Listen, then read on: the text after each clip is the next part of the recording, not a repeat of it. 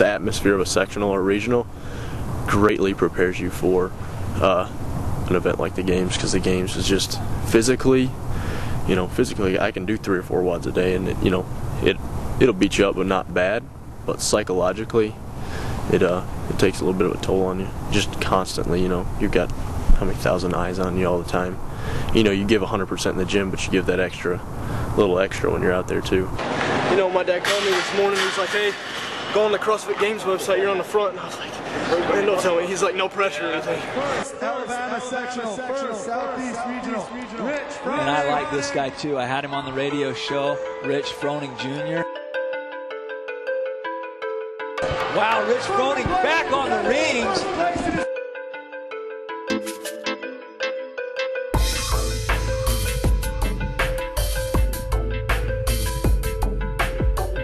Transition time relatively short. Didn't waste any time on that. And he knows he's got to make up some ground. Mills dropping it each time. Rich is keeping his hands on the bar. Yeah, Matt catch it. Wow. It's fun now that I look back on it.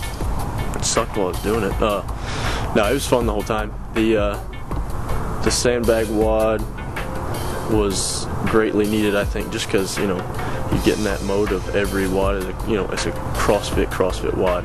You throw that one in there, it's a good mix-up. You're going all out, but you're just doing work. Stuff I've done since I was young from my parents. Chores and stuff like that. My dad used to just make stuff up just to keep us busy because he didn't like us sitting around. So that type of stuff's good.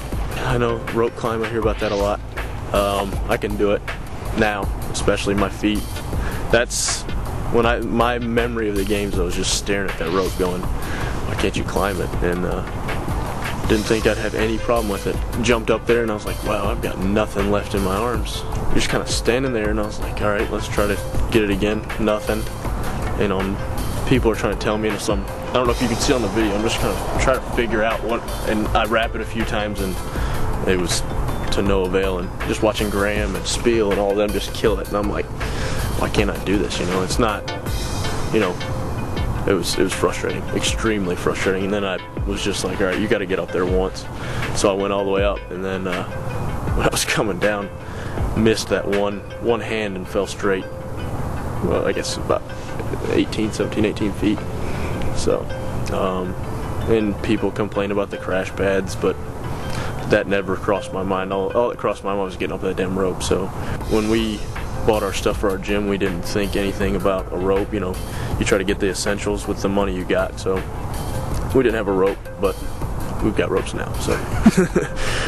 And yeah, I noticed later you posted that video of yourself, the rope. Yeah, the rope climb. Yeah. Yeah. So. Is that just to kind of prove like? Yeah, I can do it now. Look, I'm not as much of an idiot as I looked like. Trying to climb it with all arms. So it happens. You learn from stuff. So I'll take it and learn it. Yeah, at first I did a lot of strength stuff. But now I just kind of sprinkle it in. Do the CrossFit motto, the constantly varied. You don't want to specialize in one area. I do take cheat days, like Lipson said, and do a lot of Olympic stuff. But I was doing that before, so I just like those moves, and I think they help a lot. Just speed, accuracy, coordination, agility, balance. So it's CrossFit. Rich Froning Jr. heading back down the stairs to make another trip. Miko's got weight on the ground, adding to his pile. The thing is sometimes I'll get in there, I'll be like, all right, I'm going to take a rest day, and I'll get in the gym, and somebody will come in, one of the guys I usually train with, or one of the more elite guys. We got 3 or 4 of us in the gym, and they're like, hey, why don't you do this one with me? So I'm like, all right, I'll do it. So usually a rest day turns, and I'm like, but once I get that first one done, I'm like, I can do another 1 or 2, and one thing turns into another, and it's a long day, but it happens. In second place, a newcomer to the scene, Rich Froning.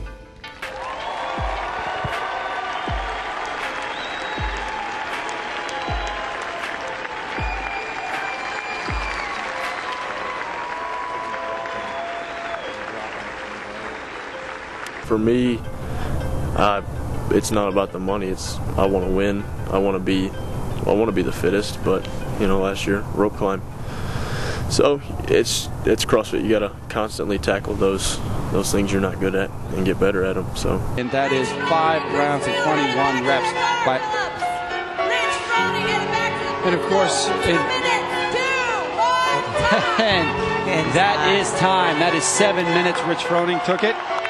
Money's a good thing. I'm not gonna lie and say, you know, I wouldn't like to have some money, but that's not what drives me to do it. Center. Rich Froning. It's been 3 days of excruciatingly hard work to get to this point. I want to win, you know. I don't like to lose at anything I do. He's got to get over the rope. He's got to get over the rope. He's got 15 seconds in which to do that. 49. He's got 10 seconds. 10 seconds. So he'll take first. He'll get 1 point for this round. Anything, you name it. I like to compete at it. We just played in a flag football tournament and we won. So, you know, I like to do anything. Rich Froning looks like a lot of gas taken out of the tank in that first workout in which he won. What didn't we touch? You know, people are like, well, you didn't touch a long duration. Why don't you go out and do that double Helen and see how long that takes you?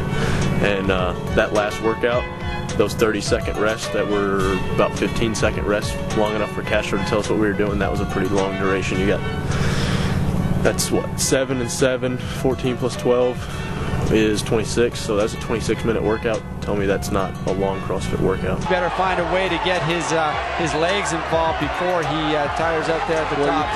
And Rich still going hard right at the end. Time. We didn't do any like ultra long distance, but I mean, everything you learn at these certs and stuff, that's not what CrossFit's about, the power output. So it was cool. I thought that was cool. They threw in all the technique stuff, and you had to be a lot more athletic, I think, than just brutally strong or have awesome endurance. So I thought it was a more well-rounded test. He got up the rope 3 times with no legs and took a really nasty fall. So he showed the heart of a champion. Good job, Rich.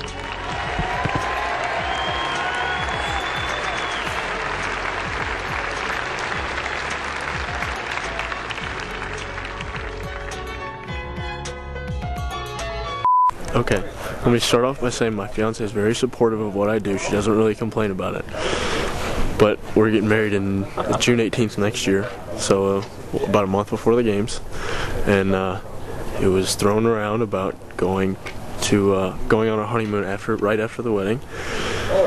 And I said, well, you're gonna have to give me some time to work out in like the morning, you know, get that done. And she's like, you're not working out on the honeymoon. I said, so we compromised, and we're not going on the honeymoon until after the games.